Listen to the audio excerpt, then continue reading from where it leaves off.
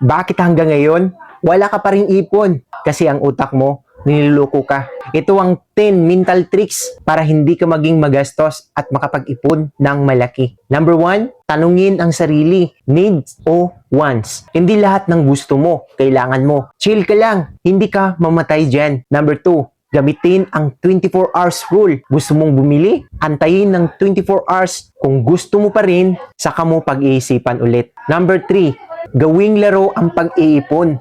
Challenge mo sarili mo. Magkano kaya matitira sa sahod ko ngayong buwan? Number 4, ilista lahat ng gastos. Walang daya. Minsan, gastos mo lang sa milk tea. Pang emergency fund na sana. Number 5, imaginin mo ang future mo. Yung ikaw nakarelax sa bets, hindi stress sa utang. Number 6, magkaroon ng no spend day weekly. Isang araw kada linggo, walang kahit anong gastos. Game? Number 7, tanggalin ang deserve ko to mindset. Deserve mo rin ang financial freedom, hindi lang milk tea. Number 8, automatic ipon.